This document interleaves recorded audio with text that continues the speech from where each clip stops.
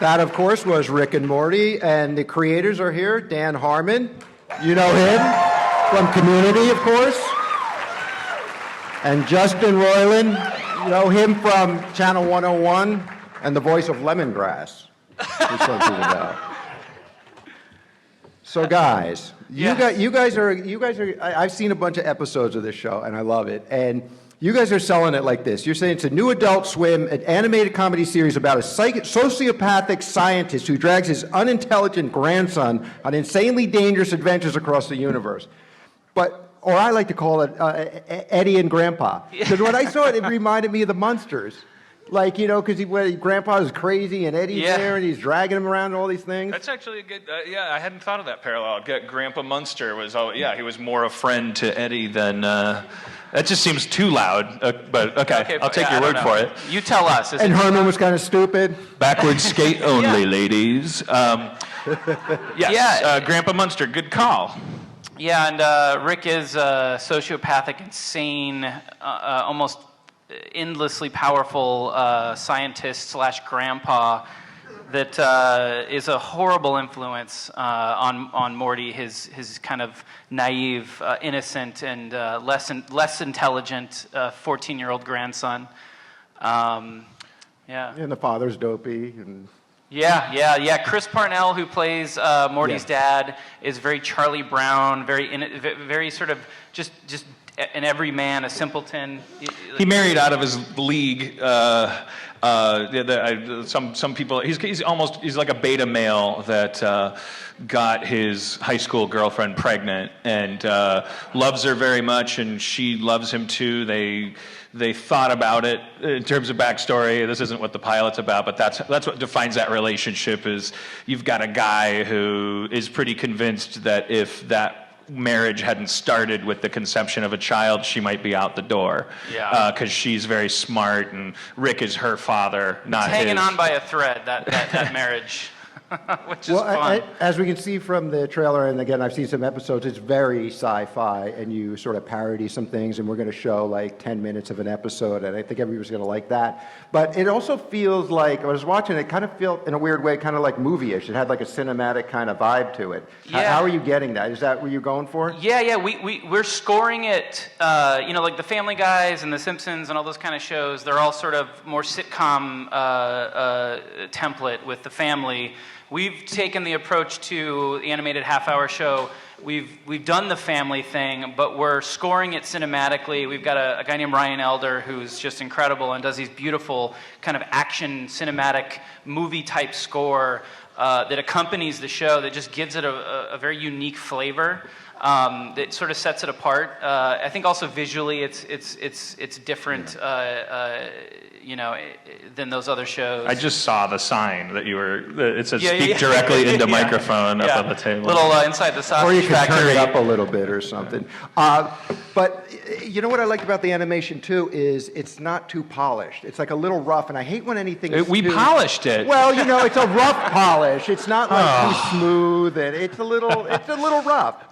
Justin's like very childish style. That's the kind of stuff. Like my previous collaborations, I worked with Rob Schraub. If you're Comic-Con people, you probably maybe you remember. Scud. If you're an old timer like me, Scud the Disposable Assassin. Rob was also insane. Has that visual part of his brain that I don't have, and that often comes with things like dyslexia, ADD. ADD. I have a slew of mental problems, but the people I like to collaborate with are very have the different kinds. And Justin's like so childish, incredibly childish. And that's me talking. I like that his art feels that way too. Like everything that you watch that Justin makes on his own makes you feel like you're 6 years old and you can't reach the faucet and you're so mad that no one gives you a glass of water. I also think to on another aspect of the kind of looseness, I like to approach the voice performances. There's a lot of times where I'll direct and there'll be what other shows would never use as an intake. It's clearly an outtake. It's clearly an unusable line, and I will go out of my way to use it. And there's so many instances of that across the show, not just for the voices I do, but the rest of the cast. Like there'll just be something so specific about a certain performance or line read that's just magical and special, and to preserve that and not to turn away from it and focus on a very sterile, like, no, it has to be exactly this. We kind of do the whole show with that mentality. Like every stage, we're always looking at it as like, we don't have to stick to everything so stringently. Like we can kind of flex, and it's like a living thing that's breathing and growing on its own, and we're just sort of raising it up. That's really pretentious, probably sounding. Whatever. Anyway, it's a TV show. Look at me. Let's talk about, you mentioned voices, so let's talk about voices a little bit. It's Sarah Chalk, Chris Parnell, and Spencer Graham, and you voice Rick and Morty. Yeah, so, yeah. Is that a little weird? Like, how do you're playing it? You can't do it in a booth with yourself. I do sometimes. Like, I'll go in the booth Do and both I'll voices and yeah, like, like all I'll right, run all a scene between the two characters. Like, I usually do Morty first, because if I start with Rick and then go to Morty, my voice will be all scratchy and messed up. So I'll start with Morty, and then there's this weird in-between phase where I'll actually do the characters talking to each other, and I know the intention of the script or the scene. I'll throw the script out and I'll just kind of riff and just see what happens, and then I'll go and do all of Rick's lines as scripted as well. And it's awesome. I love it because I'm directing myself, I'm calling takes in the room, and I have so much freedom. And then we get into the radio play edit, and there's just so many fun, weird things to play with in the cut. Well, you also have, from what I've seen, you have some great guest voices like Alfred Molina. I saw an episode which was great. Is there anybody else we can expect? Yeah. Maybe Chevy Chase? No, maybe? It's a perfect medium for him because there's a glass window between him and me. Bulletproof glass, correct? He still calls me once in a while. We're friends, by the way. That's just hilarious. But we should have him come in and do a voice. But John Oliver for community fans, or just John Oliver fans. Daily Show. Yep. You don't have to be a community fan to know him. But it was great to work with him again. Love that guy. Everybody was working on a season of Community without me when we were doing these Rick and Morty, so there's not a huge, because I know you love those guys, and we'll probably eventually have. I want Jim Rash. Yeah. I want to get. There's a lot of guys from Community that I would love on the show, but we got like Dana Carvey doing an that was. How about insane. Terrence Stamp? I'm a big fan of his. Wait, who? Terrence Stamp. How great, General Zod, how great would he be? Come on. Somebody we thought about for the part that Molina plays. Alfred Molina's part is this guy who, can I do a spoiler? Is that spoiler? Yeah. That's Alfred a Molina pretty good plays episode. a guy who opens a little store in town that's like a Needful Things kind of store. Yeah, he's the devil type character. Well, that's misunderstood. a spoiler. He's the devil.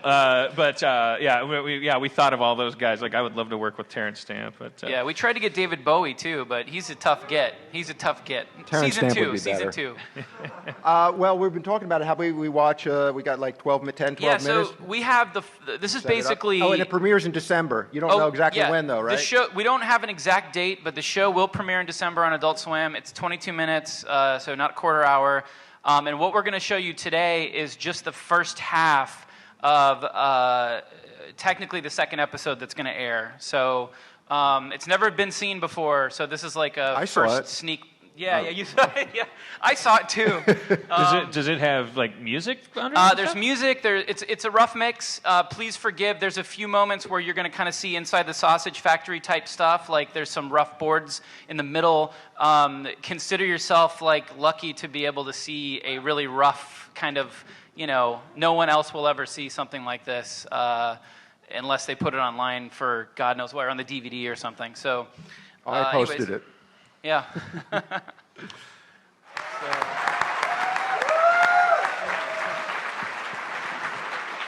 nice to hear.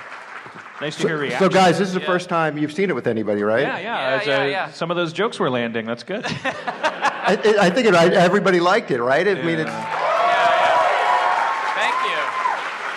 Can I say one thing? Wait till you see the rest of it. It gets crazy. Because we're at like Nerd Mecca, I'm compelled to say, like, we're watching that, while we were like in the final stages of animating that, we saw the South Park Inception episode, which has Freddy Krueger in it. Yes. And we were like, oh man. We were so I'm not going to swear. We were so bummed out. And we it's were not that so it's not that bummed they out. made it after. I mean, we just hadn't seen it. We had not. And, We Well, I did hadn't not seen it, know so I about don't care. Yeah, I mean, it's very different. Like it's different, but I can. And there was no dog B story. Or, I hate accidentally doing anything. With, we wanted to kill ourselves. We were like, there was like a very depressing week of, and I still have yet watched that South Park episode because I just can't bring myself. It's just that it is an Inception episode and has Freddy Krueger in it. Exactly. So, anyways, don't hate. We didn't do it on purpose. All right.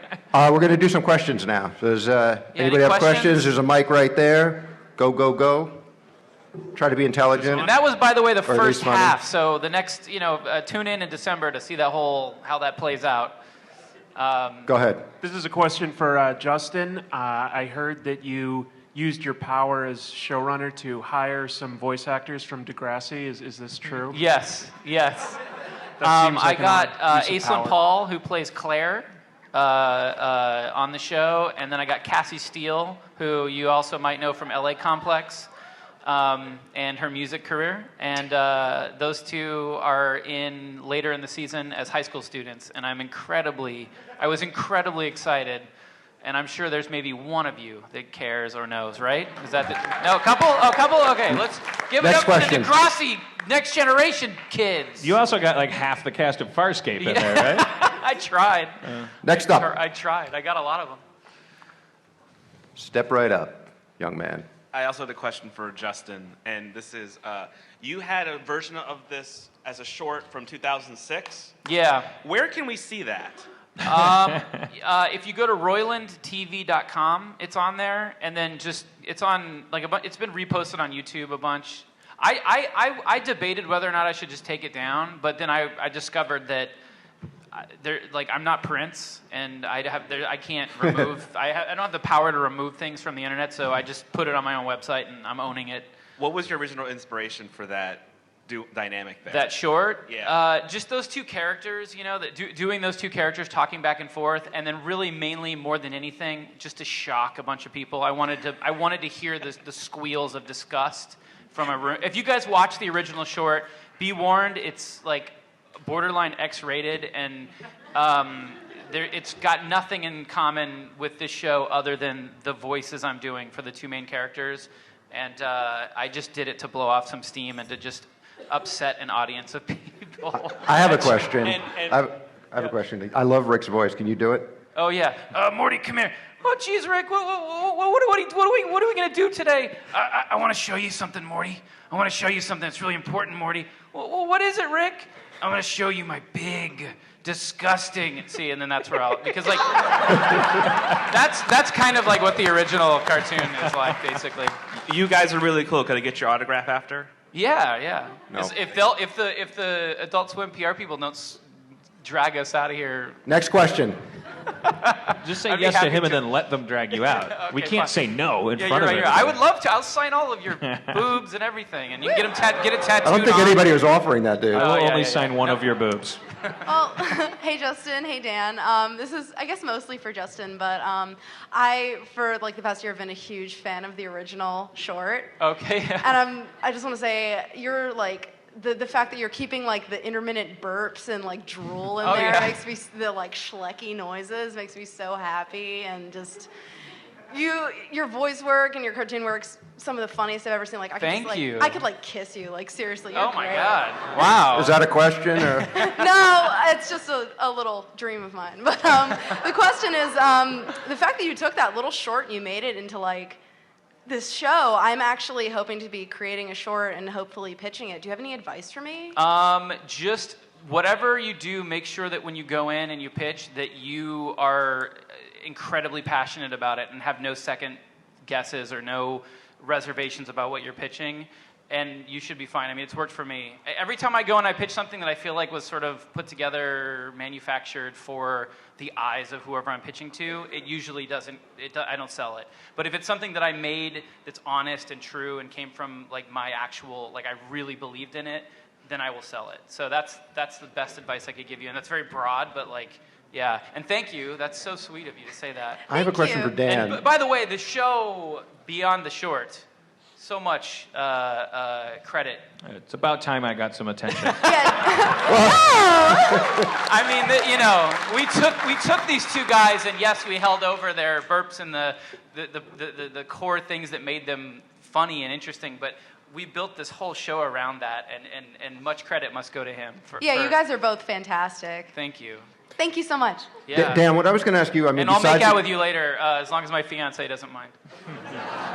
besides the obvious difference of working for NBC, compare the two places you're working at now. I mean, besides the... It's obvious. The differences are obvious. Like, I mean, it's a bigger... You have a lot of bosses at one place, and at Adult Swim, when we get on the phone for notes after a script or after a cut, we're talking to one guy in Atlanta who runs the whole thing and who is really thoughtful and really and knows what he likes and has his own gut feelings about stuff and isn't just swaying with the breeze, And everything moves faster. Yes. Oh, yeah. And a lot of our notes calls are like, I don't have any notes. I love it. Let's talk about lighthouses. Next question. Which I love. Hi, guys. Pilot was awesome. Justin, specifically, I don't suppose that since you're also the voice of Lemon Grab, you would consider anything particularly unacceptable? Oh, geez.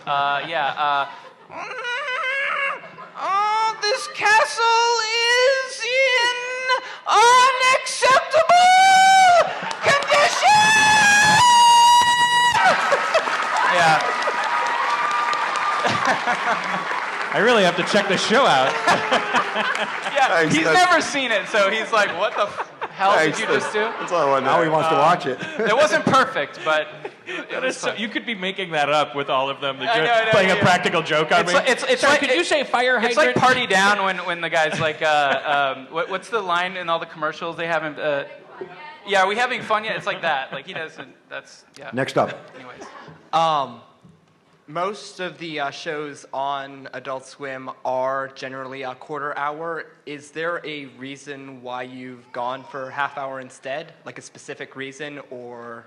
They actually requested that of us. Like we initially. What is under that coat? What's going on?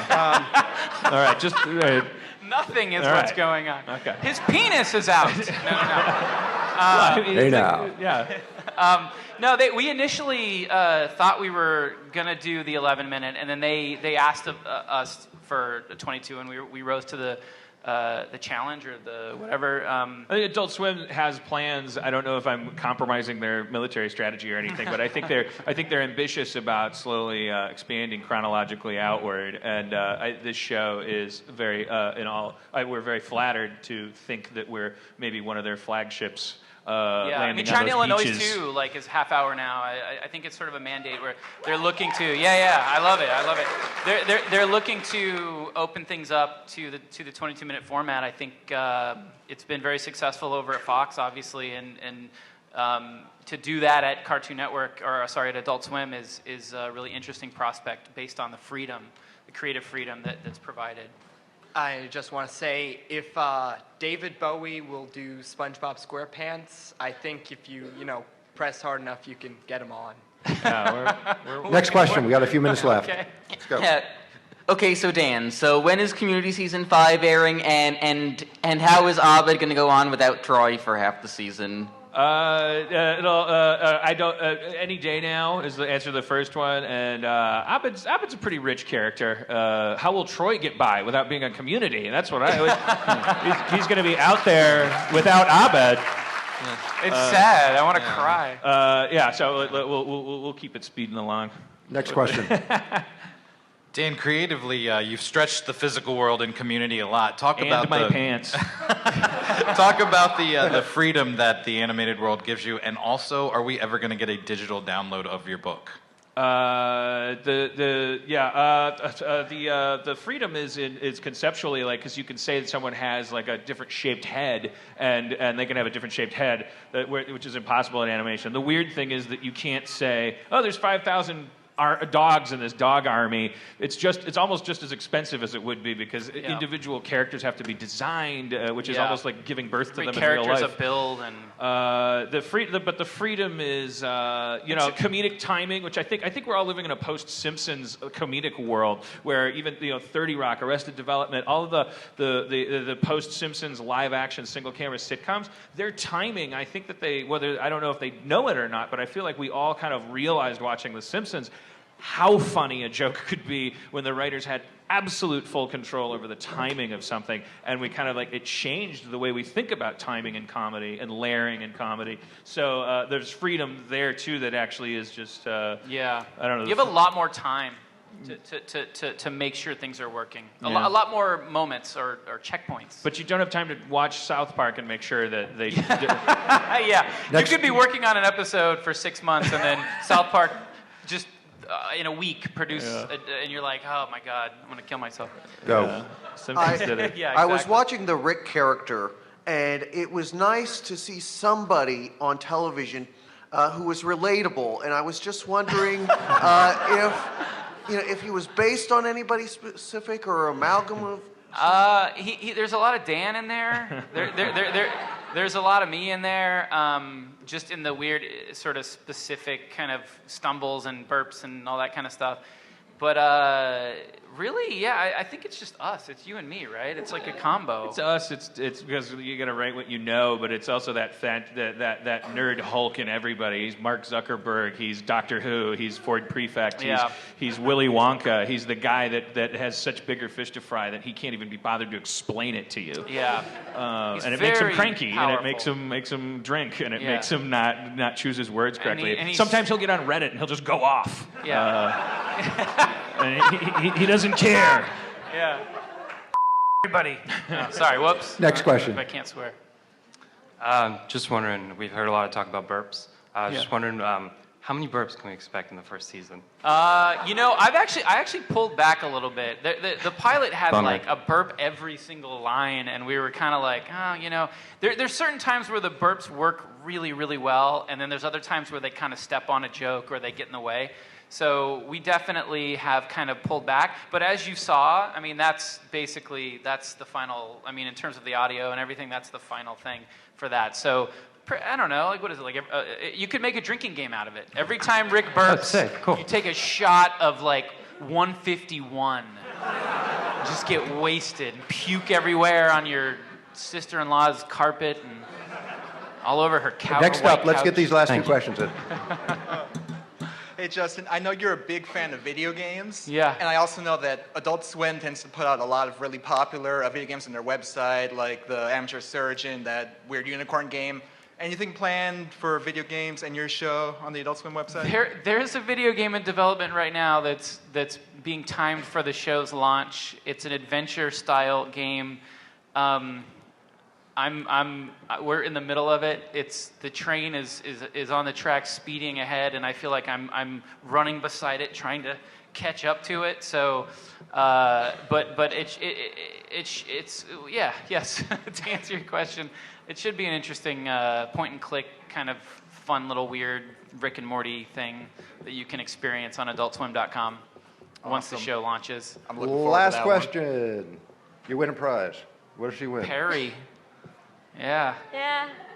Hi, I just want to say I'm really excited for this show. I'm also really excited for Community Season 5. I'm excited that you're back. My question is, one of the things about Community that I really, really loved was that there's these kinds of weirdos, but they kind of, through their weirdness, really bond and form a really special, close relationship. And obviously the characters in this show are also really weird. So are they going to kind of do that as well throughout the season, kind of bond and, I guess... Yeah, there's I feel like on Community, I'm the guy that's trying to figure out how to make teleportation happen on a sitcom, and then on this show, I'm the guy that's trying to make Justin's, Justin will say, I want to see a testicle monster, and I'll go, yeah, but how does he feel about it? So in both cases, right? But if I'm involved, the characters will grow together, because I'm not as funny as Tina Fey in the writer's room, so I fill that extra 30% with sadness and stuff. It's great though. It's such a great, we have an episode where it's this amazing combo of my pure insanity with a really heavy emotional family story without giving anything away that we sort of just beautifully wove together. And it's going to be later in the season, and it's just like I would consider it like the perfect example of Dan and I doing exactly what we want, uncompromised, together, like zipped together, like this jacket. This is Dan and this is me, and we just zipped it up. And it's like it's seriously. I mean, I'm telling you this, but you have no idea what I'm talking about. But rest assured. And she's dressed as a bird. But when she's people dressed as Perry from Phineas and Ferb. What is the episode when people see it? What you can say so you remember? It's the one. It's where Rick installs interdimensional cable on the TV. Enough said. I don't want to say any more than that because there's a lot of cool, awesome. We have obviously the show's episodic, but there's some serialized, mid-season developments, and there are serialized things in the show, and I want to be really careful about not spoiling that stuff. Dan and Justin, thank you. Everybody check out Rick and Morty, Adult Swim, December. And Dan, one last thing. You should do a voice. You got a great voice. He does it. He's sprinkled all throughout. Okay. You were in there, and damn it, what was it? You were in there just now. What was that? Oh, yeah, I played the... Oh, yeah. Yeah, whatever. The guy that gets his leg shut off in the... Oh, yeah, in the beginning. My wife and children. All right, anyways. He's all over the episode. Thank you, guys.